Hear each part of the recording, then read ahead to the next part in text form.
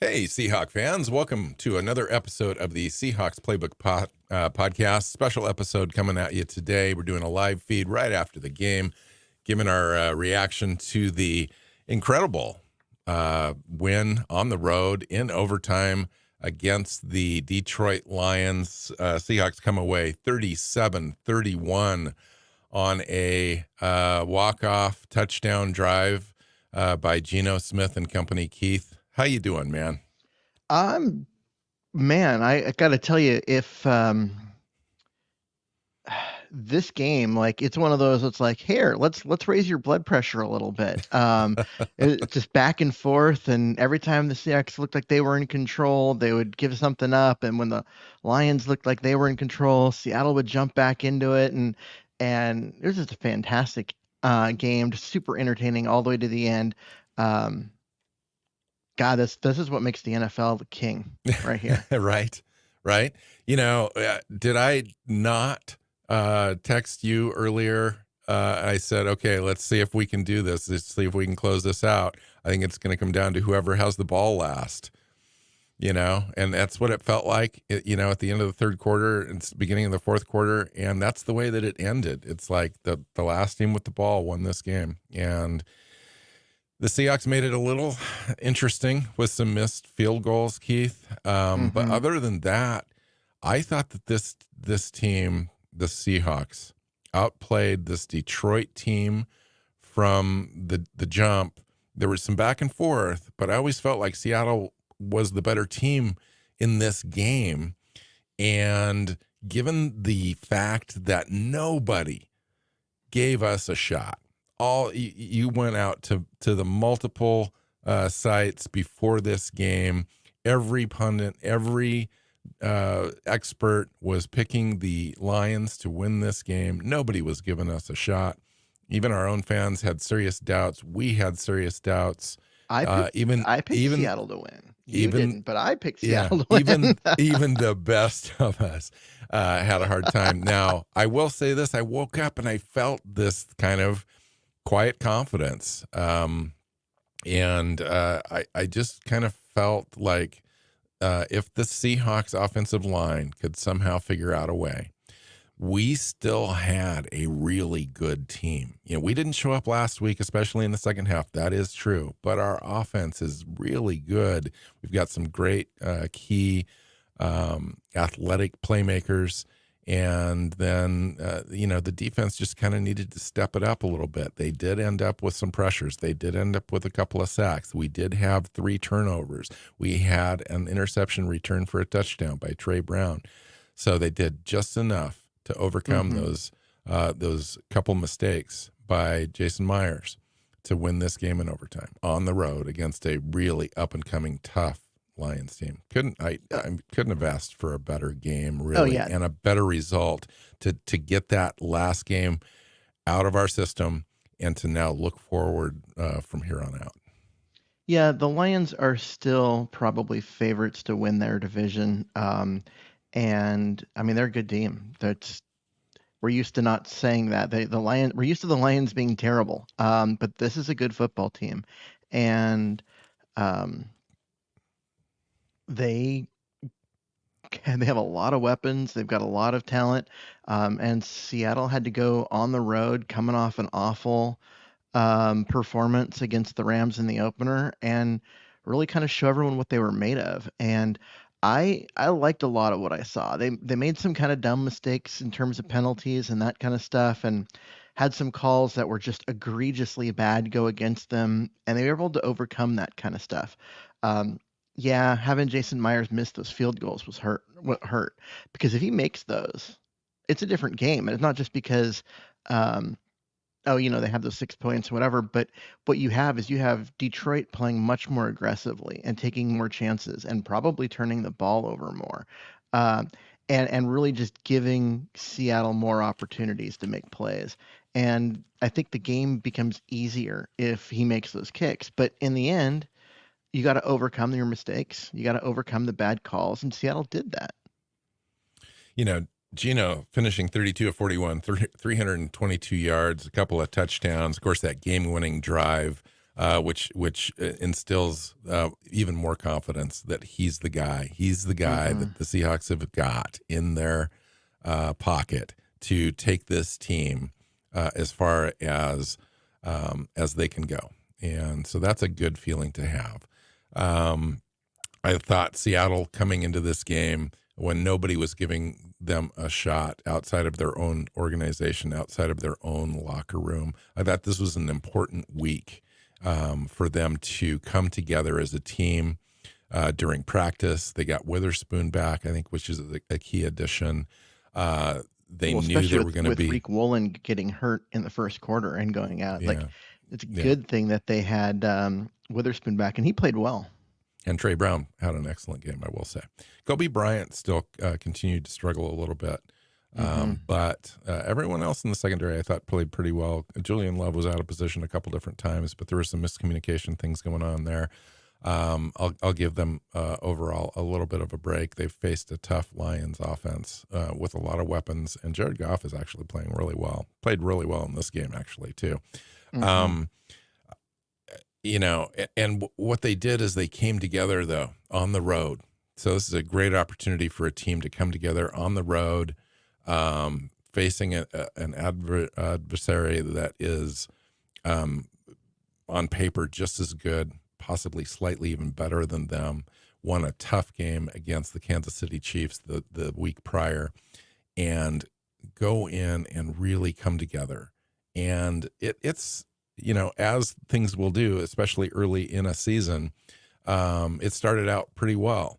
Ken Walker started the game with a really nice run. It was tougher for him to run for the next couple of quarters until he kind of opened it up a little bit in the fourth quarter. But it was a great way to start the game. They ended up a opening drive touchdown. Lions answered, and that's kind of the way it went, back and forth. Seahawks missed a few opportunities there with a couple of missed field goals. But they generated some turnovers when they needed to get a stop. They didn't let this game get out of hand. In fact, they went up by a couple scores there. Heading into the fourth quarter, they were up 10 points. And the Lions just wouldn't quit. They came back. Hats off to them for doing that. We just couldn't seem to get a stop or get it done right there at the end. But then, as luck would have it, we ended up getting that coin toss in overtime, and we never let the Lions get the ball back. Yeah. I will say that at the end of the game, there was a couple of different things. One was that offensive pass interference on Parkinson was At the end of just right at the end of the game. That was such a brutally bad call. He was So talk to he me was about within that. 2 yards of the line of scrimmage. You're allowed to make contact within 5 yards. And the defender did not allow the offensive player to get to a spot. He's a receiver. Yeah, and so it's within 5 yards. There's contact allowed there, and honestly, that contact should have just been allowed, and that play should have gone as it was. Was that called? Was there only a call there because he actually was the receiver as well and ended up catching the ball? So he I don't know. created It an doesn't. advantage. It shouldn't there? matter. It shouldn't matter. Interesting. We see that all the time in every game where guys, you use that contact area in the 5 yards, whether you're the offensive player or the defensive player, and you make contact and then you release from that contact, and that's what the rule states you got to do, and that's what Parkinson did there, and it basically that should have been a first down. The Seahawks should have been able to move the chains. That would have taken them to the 2-minute warning. Yep. They would have had 3 more plays to burn the Lions' timeouts. The Lions would have had no timeouts, and if Seattle gets another first down in the middle of that, the game's over. And so, it was just such a bad call. And then Gino took such an awful sack in the play after. And I get him running around. He's trying to make sure that they get to the 2-minute warning. But once you got there, just throw the ball up and out of bounds. Like, throw it as hard as you can, because the play doesn't stop until it hits the ground. So you can get the ball up in the air for 3 or 4 seconds. Once you get down near close, you just got to throw that away. You can't take that was like a 17-yard sack and give the Lions a better field position. Now, as it was, it didn't matter because the Lions moved the ball pretty easily. took the field goal, got into overtime. Seattle won it, but a couple of mistakes there. One by the officials, one by Gino, and it did give the Lions a shot. I mean, the coin toss really came down to it because I honestly don't have any faith in our defense to have gotten a stop if the Lions had won the toss and got the ball. So it really did kind of come down to the Yeah, coin I toss think there. this, the story out of this game, the overarching story, I believe, is going to be how Seattle overcame adversity on the road to win this game. Their Hmm. two starting tackles, offensive tackles, are out. Lucas is on IR, had a procedure on his knee. Don't know exactly what the timeline is. It's at least 4 weeks. He's got that bye Mm. week after that. So technically, he's got a little bit extra time, which is good. Charles Cross is week to week. So we knew that going in. Peters wasn't going to be ready to play. So we went with the inexperienced offensive line at the tackle position with Forsythe on the left side, Curhan on the right, and then Evan Brown goes out in the second quarter. Oluwatimi comes in. We've got 3 replacement offensive linemen for the majority of this game, Keith, and I thought we played outstanding football. Oh yeah, and one of the Phil Haynes at guard is replacement level. I mean, he's a guy this is his first time ever starting for a season. Um, he's never been able to really win a competition. This year he just didn't have one. And so he's a decent player, but he's not a star. He's not a guy that you're going to depend on. And really, I mean, it's Damian Lewis and who, right? Out there. And I Yeah. thought the game plan was good. They moved Gino around so to slow the pass rush down. They got the ball out of his hands really quickly. They didn't try and stretch the field deep because they knew they weren't going to have time. They ran the ball, even though they didn't necessarily run it effectively in the second and third quarters.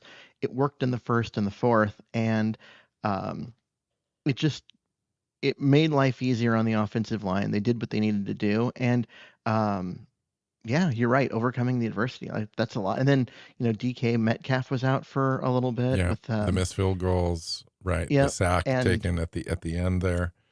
and Yeah. then what might have been the worst intentional grounding call of all time. Um, in there, Gosh. which didn't Yeah. ended up not mattering because Seattle scored anyway. Which that was that was a statement drive because you have a penalty like that, you lose down and 10 yards. Um, Mm-hmm. that would in the past that would have killed a lot of Seattle drives. That would have settled for another That field goal, Lockett but they TD didn't. pass there, by Gino was a great pass too. Just a great Oh pass yeah, and a great catch. as soon as he let go of it and you could see it in the air, I just go, oh, too easy. And he had the ball hadn't even come down yet, and Lockett was covered. The guy had it on there, but you just saw it. I mean, Lockett's not gonna drop that or anything. He catches the ball through contact as well as anyone in the NFL, and he had a step, and that ball you knew that was dropping right in there. That was just, Gino made that look easy, and Yeah. that was beautiful, beautiful touchdown. Hey, just a reminder for everyone that's listening and out there, if you're on our YouTube channel, you can leave a comment and we'll see those live as we do the show, and we can respond to those as they come up. So give us a shout out if you'd like. I will say that the 2 defensive plays were key to this game, as close as this game was tied going into overtime, obviously. The 2 defensive plays I thought were key. Nuasu stripping the ball of Montgomery. Hmm. Seattle recovers on the Lions 23. And then, of course, the Trey Brown interception return for a touchdown. Talk to me a little bit about the impact of the defense on this game. Well, I mean, this is kind of what we were expecting of this defense. Is they they're improved over last year where they were awful, but they're not going to be good, right? They're not. This isn't. No one's going to confuse this defense with the 2013 Seahawk defense. They're not anywhere close. But what they need to do is they need to get stops when they can. And they need to get turnovers. They need to be aggressive and go after the ball. And if they do that, all you got to do is give Geno Smith and this offense a couple of extra possessions because of, getting a turnover or making a spectacular play on defense when it looks like they're going to convert. Just a couple of extra possessions, and the offense is going to take advantage of that, and that's what happened here. I mean, in Yeah. both of those instances, I mean, one of them the defense turned it into points, but the other one the offense turned around and turned it into points. So, um, you keep giving Gino and company the ball, he's gonna score. This offense has too much talent not to. Even with the backups, 3 backups on the offensive line, they still are gonna put up points. Yeah, I think that you can add in too the play where Seattle's defense stopped the Lions from converting on fourth On down fourth down. there right at the end of the third quarter, heading into the fourth quarter. That's what led to that Geno Smith to Lockett touchdown as well. Mm-hmm. So those are huge plays. Yeah, Huge that's what on I the was saying. road. Like, it's not just turnovers, but plays like that. You're basically just giving Gino extra possessions, and the offense is good enough. They're going to put points up.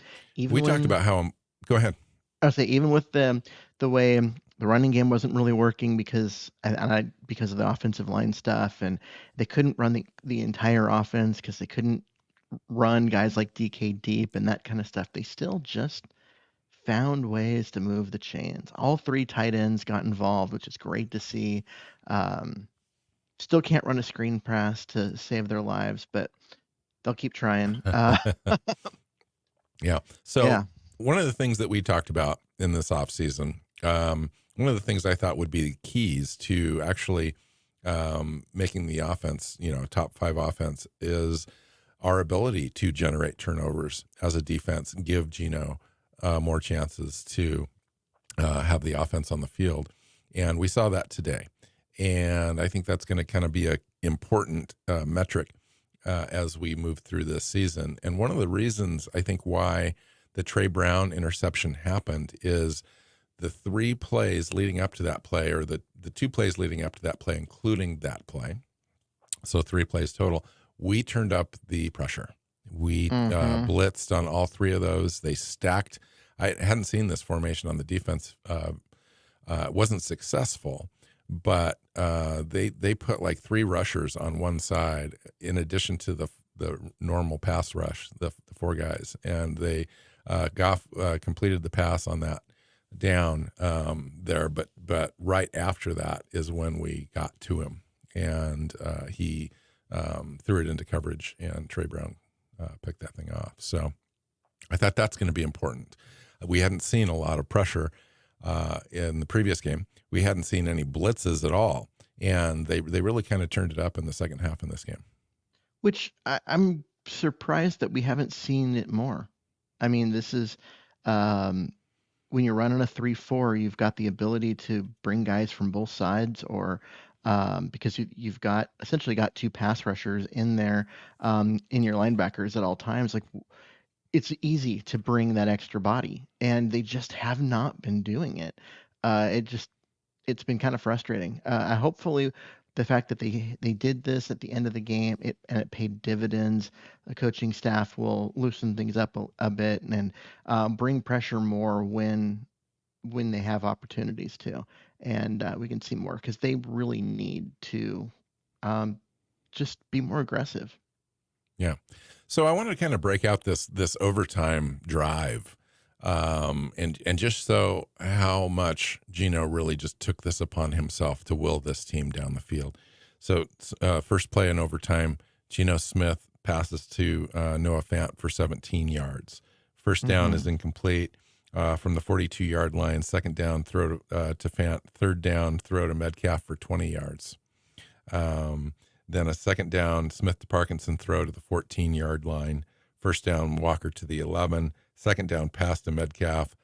Third and 2 was the TD to Lockett there, right at the cone, which was a remarkable effort by Lockett to get that touchdown. But the confidence that I saw from Gino in orchestrating this drive was something else. I mean, Mm-hmm. after that tough game, the resiliency of this team, overcoming the sack, and just completely washing that out of his system and come back and put that thing together was crazy. Yeah, I mean, one of the things that Gino put up a lot of stats last year, but what he didn't have was those signature moments where he took a team that was down and drove them back and won the game. The kind of stuff that Russ did a lot earlier in his career. And so it's like, okay, he's compiling stats, but is he really, one of those the guys?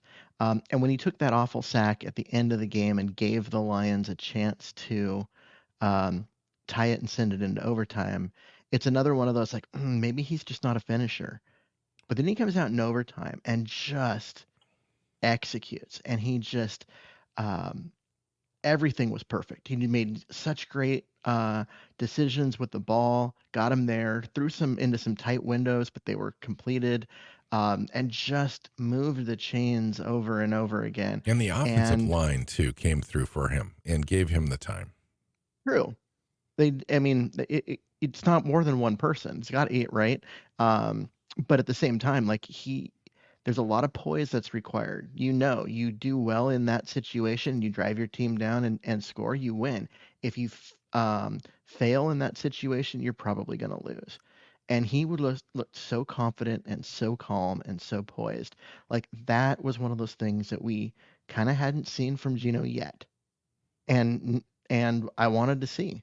I had a feeling it was in there, but There was half he a second on that drive, Keith, where I thought when they handed the ball off to Walker for a short gain, I was thinking there was a moment there where I was like, is this team going to play for a win, or are they playing just to kind of make sure they put points on the board and play it safe?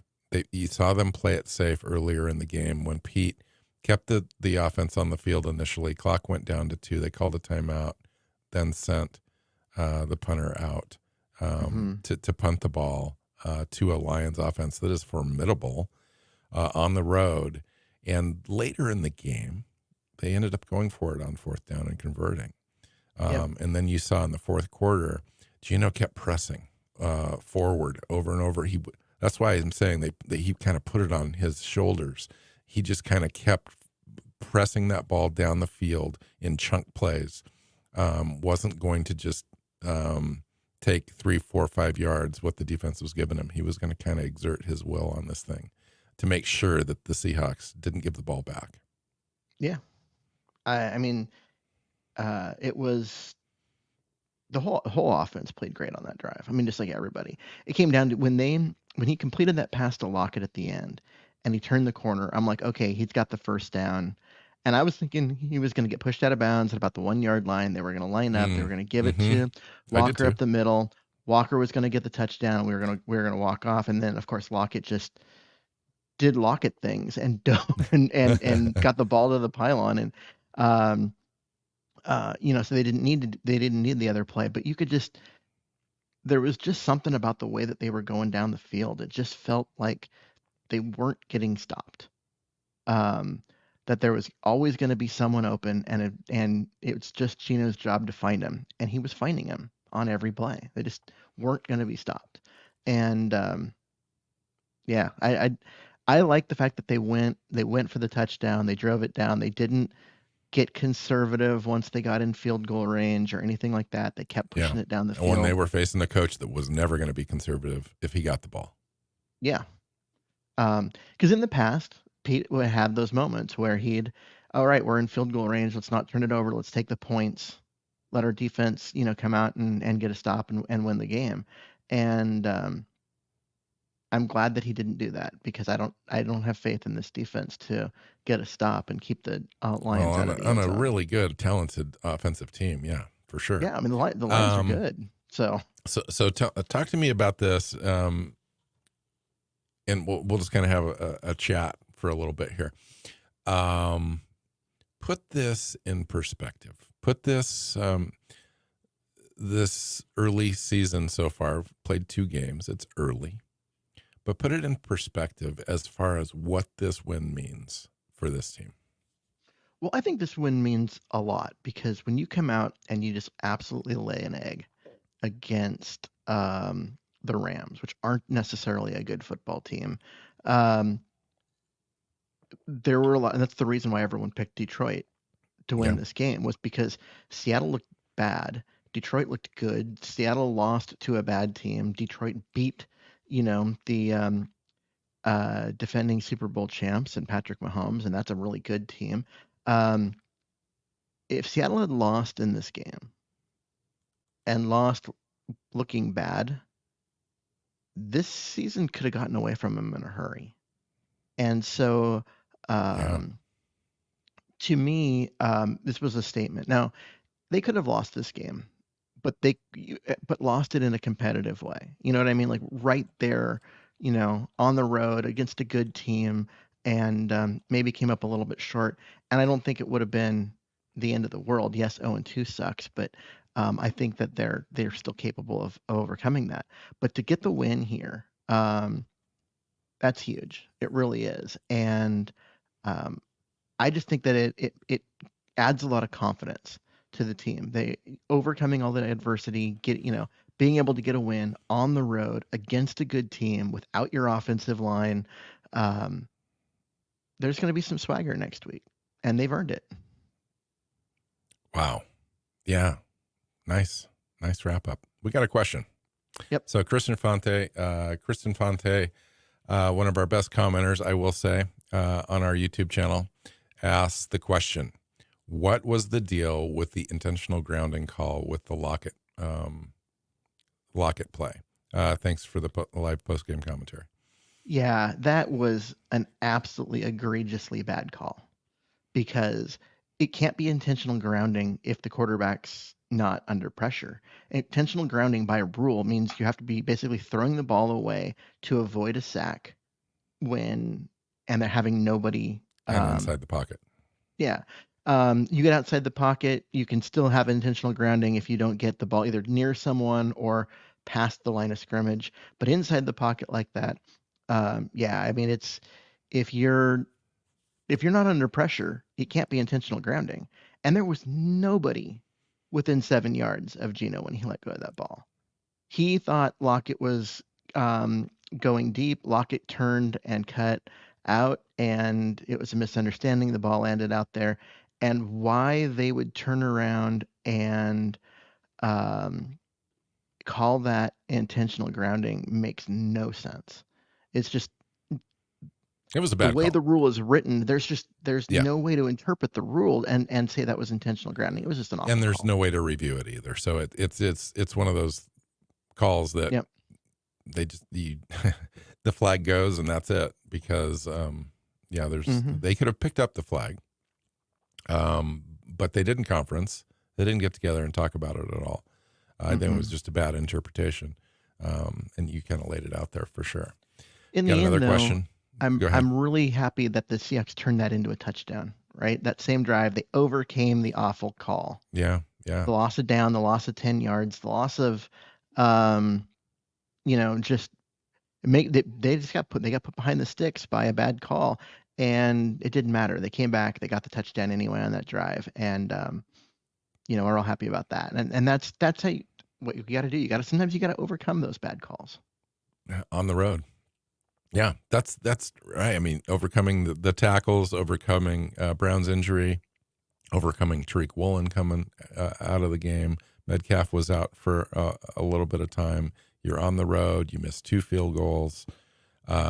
Geno takes a bad sack at the end of the game. It allows the other team to come back and tie it, and then you go and win it in overtime. Just tremendous. I really honest. This is the kind of win that sets you up for the rest of the season, because you wash that other really bad performance out and you replace it with a performance that is defining who you really are.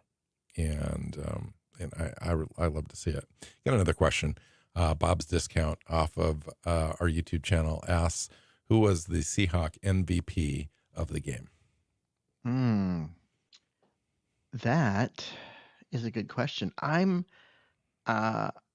leaning on Geno Smith in this one. I think that he was just calm enough, poised enough. He did what he needed to do to lead this team. Yeah, I mean, DK had a great game. Lockett had a great game.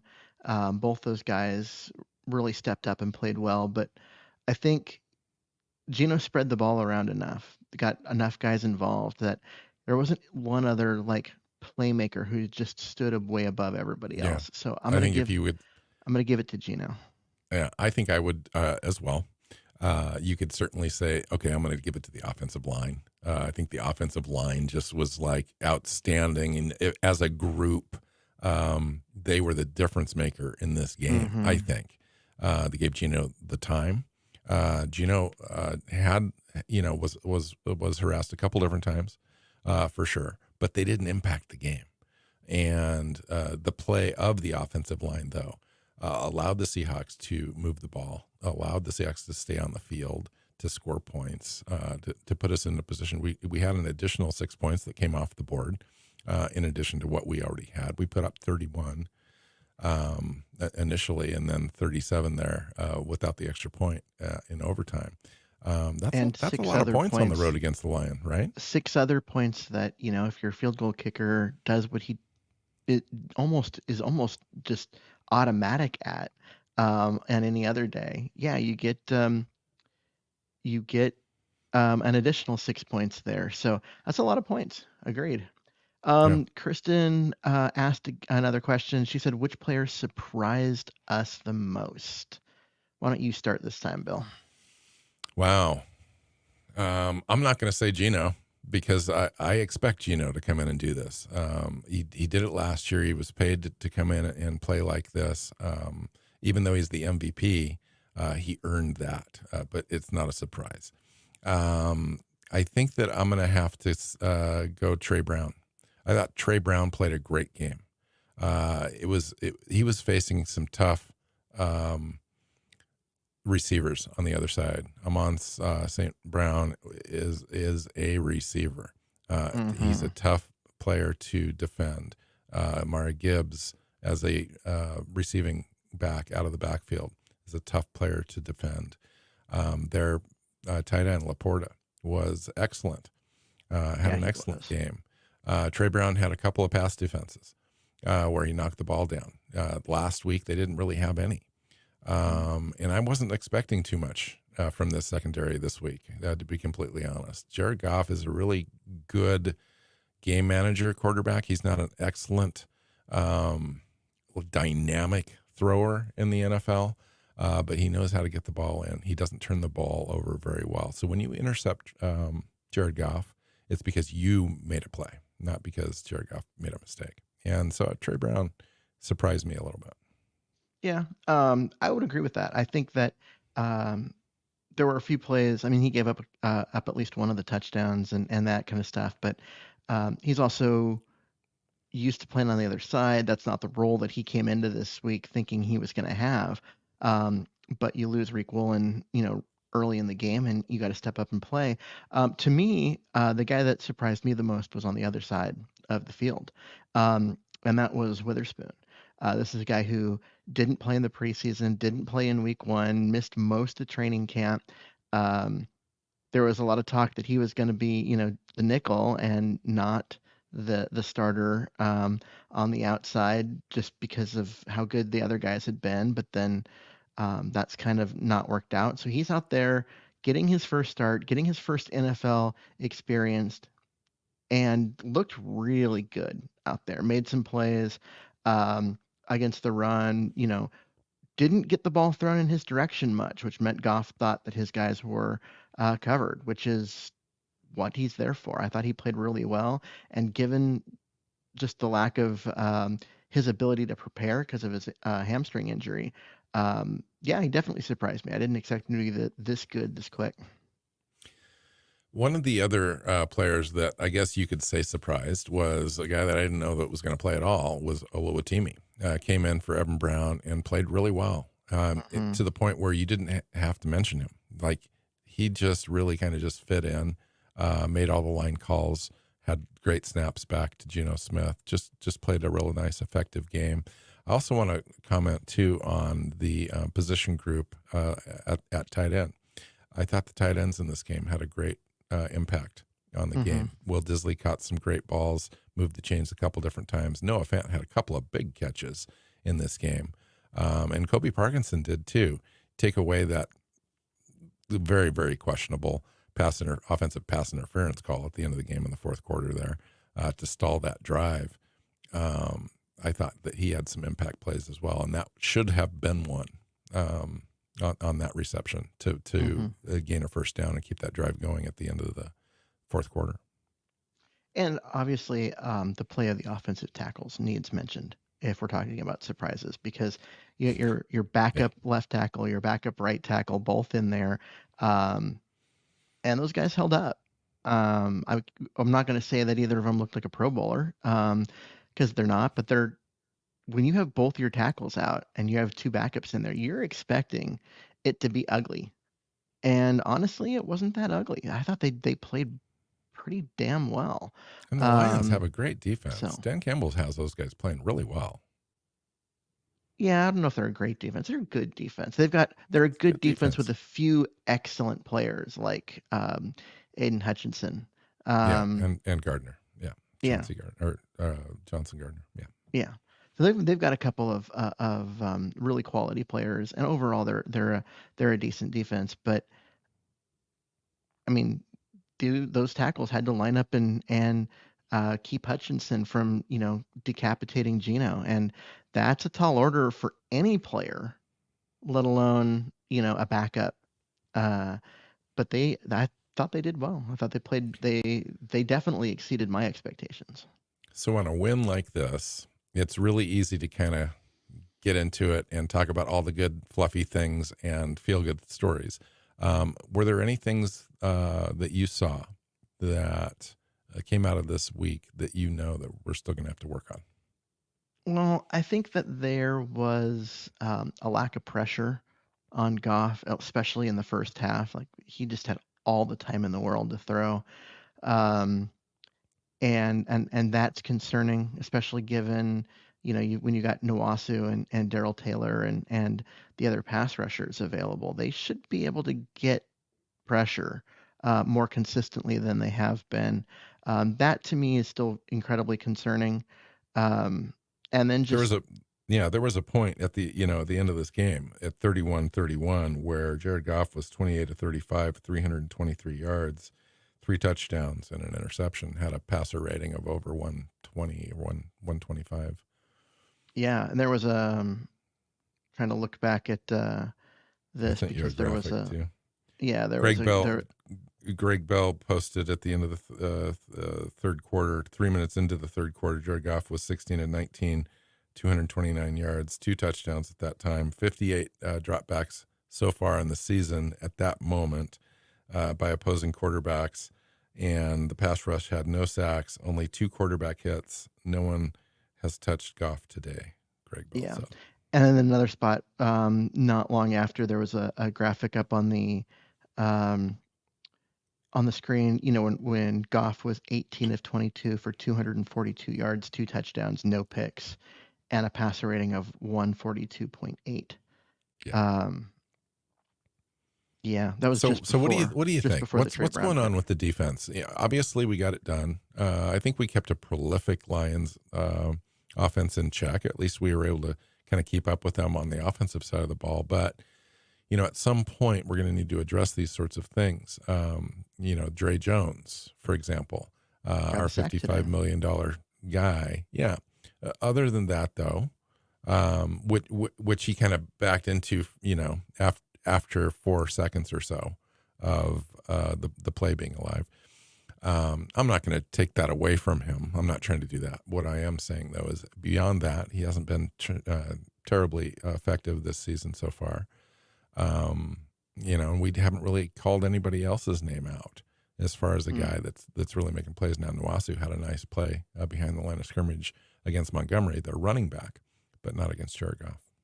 Yeah, and I think that Jaron Reed had a couple of nice plays where he was able to explode into the backfield, stop a running back before they could get up to the line of scrimmage, that kind of stuff. So there's some. I still think the defensive line needs to be better. And a question comes in that said, did Love and Jones earn their big paychecks? I don't think they've earned them yet. Jones needs to make more plays for what he's making. Love is making tackles, but he's had himself out of position a couple times. I think that will tighten up as the communication gets better and they get some consistency on who's playing around him Yeah, because right. um, And this some of this is coming from the players around. I agree with that.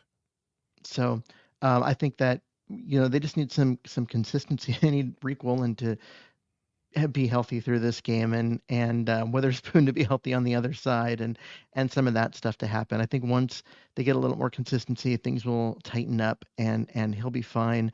And we know Jones has all the ability. Like we've seen it uh, in every his previous years in Denver. He was a dominant player. I think the team's asking him to do a little bit more than he was asked to do in Denver because this being a 3-4 instead of a 4-3, and so it may take some time for him to adapt and be able to take on the extra responsibilities and still be explosive. Um, but we know the talent's there, and the guy is just incredibly talented. So we know that the talent's there. I expect the production to come, but so far I'd say no. Neither of those guys have quite lived up to their paycheck yet. I know that Artie Burns was called up onto the team from the practice squad. Good for him. But I did not Hmm. see him out there. They went with Trey Brown when Woolen was down. Did you Hmm. also not see Mike Jackson, or was Mike Jackson available I for this game? I didn't see Mike Jackson I didn't out there, see and the I inactive list I didn't before the either. game. So But I thought I saw Artie Burns on special teams. Um, but I didn't see him on the field on defense. There was one play that I thought it was, and then when the player got up and spun around, it said Brown on the back. So, um, nope, that wasn't Artie Burns. oh, But yeah, they did a lot more. They played a lot more base in this game. Uh, Kobe Bryant had more run on the field, I thought, in this game than running with more cornerbacks.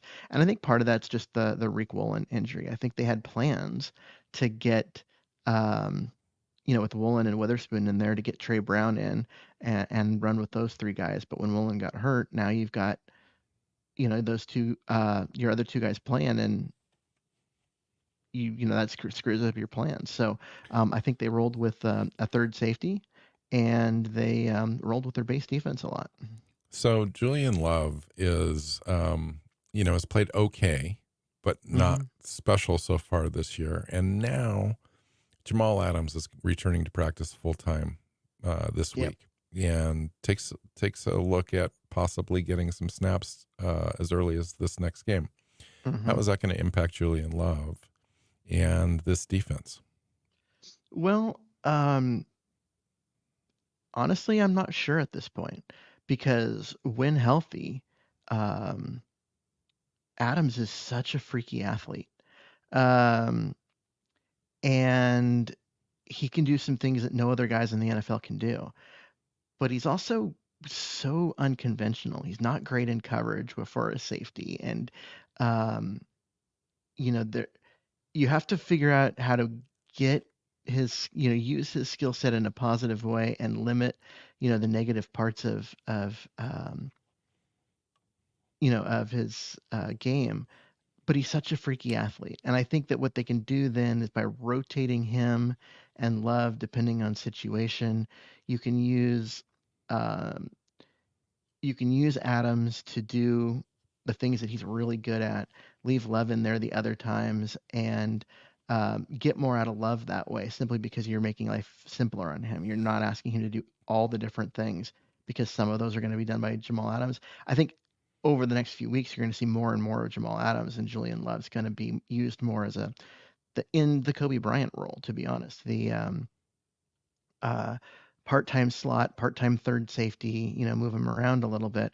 And I think based on what we've seen in his first two games, that having Love in that role instead of Bryant's going to be a big plus. But they've got to get Jamal Adams up to speed and all of that first. Yeah. So Bob's discount asks, was this win down to improved scheme or improved execution, or both? Um, Offensively, I think it has more to do with execution. Um, I think that Gino played better. The offensive line played better. Once the tackles went out in the in the first game against the Rams, the offense completely fell apart, and they just couldn't execute anything. And where this week, I thought they executed significantly better. They ran the plays as they were called. So to me, that part comes down to improved execution. As far as on defense, I think it's a little of both. There was some better play in this game um, up front, but also they did turn things around and become more aggressive in the second half, more blitzing. I mean, Trey Brown was a corner and he came up and had a sack, which meant they had a corner blitz called up, which is not a typical Seattle thing. And so, in that kind of sense, I thought that it was there was some improved scheme, like improved play calling, because I want this team to be more aggressive. I think that if you're gonna give up a lot of plays and a lot of points, you should at least be aggressive and take the chance where you might be able to generate a turnover. Because sitting back in a soft I zone agree and with just that. giving up points and giving up yards and first down after first down, like I don't see the point of that. If you're not going to be good, at least be aggressive. So I like to see the aggressive come in. I agree. Kristen adds, any good or bad calls that stood out both on offense and defense. I will stick with the good calls for the most part because there were both on offense and defense. I'm gonna say, let's see, I'm gonna mention special teams too. The Jarek Reed coverage on a 52-yard punt, a tackle for no gain, Oh solo yeah, he out there just by himself. That was a great clobbered the play. guy. That was awesome. I think And the the Jake line, Bobo getting down and downing out at the 5 yeah, on another long punt is worth yeah. noting too. That was good. The Seattle Seahawks stopped Lions on the 4th down and 4 on the Lions 30-yard line with 9:56 to go in the second quarter. Devin Witherspoon with the pass breakup, Mm-hmm. guy that stepped up. Let me see here. I have a few more, so bear with me. I took a few notes. Nwasu's forced fumble on Montgomery, I thought was probably one of the plays of the game. Trey Brown's interception. Trey Brown's interception, the Parkinson completion for 20 yards in the third beginning of the third quarter. Walker had some good carries at the beginning of the game, and then in the fourth quarter as well. Let's see. Okay, well the question now was Seahawks actually held not the Lions just on fourth down plays, but again. play calls. Yeah, play Good play calls. calls.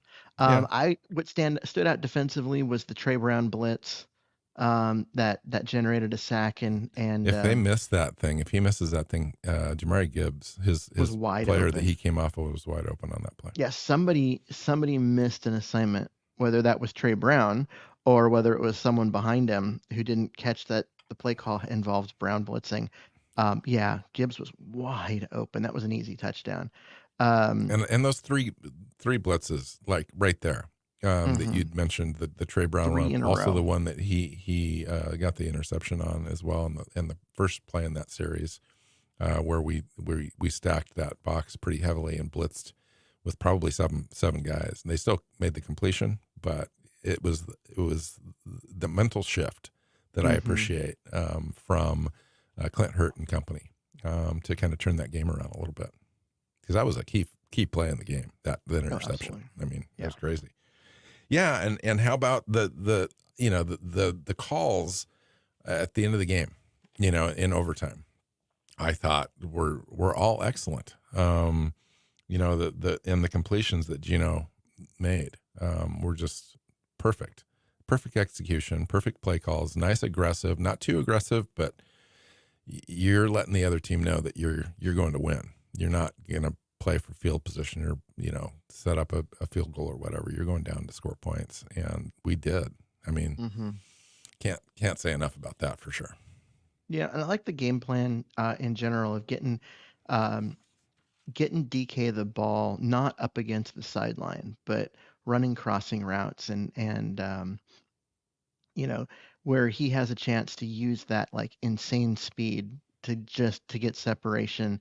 Um, and I just thought it's a great way to use him. I mean, he's so big and so physical and so strong that running him down the sideline is effective. I mean, it works, but when you're not willing to leave Geno in there to get killed because of your backup offensive line, bringing him across the field instead, Yeah. where there are different parts of the zone where he's open, um, was a nice adjustment in order to make sure they got the use out of their um, most athletic offensive player. Also, that play where he got a little banged up too, and he almost scored. So Right down close. there on the 1 yard line. I mean, that was a Yep. great call too. Yeah, I'm fun. surprised Now, they didn't. I'm surprised Seattle didn't challenge that. I thought he got in. yeah, his knee was down. His So knee was down early. It I was. He didn't. He it didn't. If he had stretched out the ball, but he just was. He was more concerned about keeping that thing wrapped up after getting hit. He didn't, which is the right thing to do. It just which was the it right thing to looked do. like the way that he hit and got pushed into the end zone um that it was a touchdown, and instead they marked it there at the one, and Walker got to walk it in. Um, so Interesting. So Panthers are the next team yep. to go against the Seahawks September 24th. It's a game at Lumen Field in the early Hmm. afternoon. After this game, are you back on schedule? Are you back on the hype train? Feeling good about this team? This kind of erases the first game, and now you just go forward, or are there lingering concerns? Um, I still have lingering concerns about the defense. I think the offense turned things around, especially it's not like, oh well, they got the players back, and so that's why they did better. No, they still had all the backups in there, and because of the injuries, and they still managed to put up the points, which to me is a great sign. I'm not concerned about the offense. I really am. I'm I'm not not. either. But I am concerned about the defense, and I am worried. So we'll see. Well, I will say this. The Lions played out of their minds. I thought they played an excellent game. Matthew Stafford had one of his best games in a Rams uniform. Hmm. The Lions are probably a top 5 offense in this league when it's all said and done at the end of this season. And so I think this defense actually played pretty well today, considering. Hmm. Yeah, and I do feel better. I needed this game. I needed to see this team show up. The team that goes on the road, that fights for each other, that comes together and overcomes all this adversity. We'd mentioned all of it in this show. That's the team I want to see, and I feel confident in making some inroads into the playoffs this year. Because when you go do that on the road, that's hard, and Hmm. so it was a great sign to be able to carry this confidence forward into the rest of the season. So for me, it changed. It did change things, I think. Well, I think that I mean we can look at early season stuff. I think back to the 2013 season, the Super Bowl season, where Seattle, I believe they were 2-2, and were looking like they were about to lose to Matt Schaub and Houston before that a pick six by Sherm kind of saved them in that game, and then they got hot and they just ran off all those wins and walked their way all the way through to a championship. Some of the early season struggles and stuff that we're seeing with the defense, that doesn't mean it's going to stay that way. Um, Guys will get things figured out. Guys will, when you have the talent and the work ethic, eventually, the execution comes. And I think that we're going to see that from Seattle. I think this defense is going to get better as the season goes along. All right, cool. I love this win. I mean, I think this will end up being one of the favorite wins of the season when it's all said and done. We look back I hope not. because this might be a turning point. I hope it's Um, not a favorite win, because I want there to be others between now and the end of the year that are even more fun and even better. and Um, easier. No, yes, yeah, not ones that are a yeah. little less blood pressure inducing. Uh, As wins go, as a fan, this was a fun game. I hate the back and forth. I don't like the fact that we allowed them to come back and get tied, all that kind of stuff. But as a fan of football, this was a fun Mm-hmm. game. All right, Yep. so let's get out of here. We've got a lot to look forward to. It's going to be easier to put together a couple shows now this week, Keith, without losing two and having the season in doubt already so early in the season. Now we're right back in it. Yep. This was a We big can win. we can figure out how to make up a division game. Is going to be top of mind here now going forward. So Panthers are in next. Let's see if we can take care of business against those guys. Thanks to everybody for joining us on the live feed. We'll repost this out as a regular video later this afternoon, and then the audio recording as well will be made available here probably in about an hour and a half at the most. And then we'll be back for our midweek show, and then we'll preview that Panthers game towards the end of the week. And thanks again, everyone. And you can find Keith wherever you can find him. He told me earlier that it might not be on Twitter. I don't know where he might be. No, So technically I still have an account on Twitter. I just am no longer using the app. It's gotten so toxic, and I've just had decided I'm done, at least for a little bit. I'm off there. I did make a Threads account during the game. nice. Not that I've ever posted on it, but I'm there. I like that app actually. Yeah, it's less toxic. So And it's have you noticed that the Arizona Cardinals are up 17-0 over the Giants? wow, Giants. Ooh, they're in trouble. Yeah, they lost 40-0 last week, and now they're losing to probably the I least couldn't have. talented team in the Yeah. NFL. I tell you what, I couldn't have predicted that. You know, Yeah. I by all accounts, including people out of the Arizona Cardinals camp, have indicated this is a very poor roster, and they're in the middle of just the beginnings of a complete roster rebuild, and they're playing hard. I mean, Gannon's got them playing hard, which is impressive, actually.